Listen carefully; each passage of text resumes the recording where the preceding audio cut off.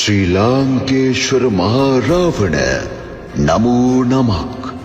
තුන් ලෝම ජයගත් අමරණීය වූ ලාංකේශ්වර මහා නිරිතා රාවණා සිව් හෙළයම අභිමානයට පත් කරමින් තේජ බල නැංවූ මහා රජුනේ දිවස් හෙළමින් බලනු මැන ආශිර්වාද දෙනු මැනවි.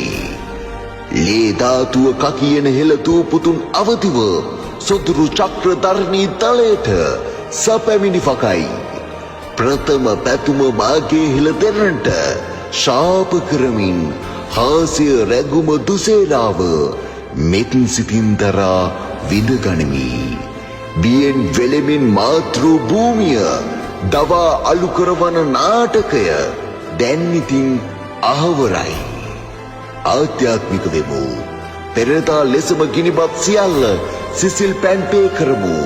එක්ව යුතුයකම ඉටු කරමු. ධරණී තලයට ජයශ්‍රී.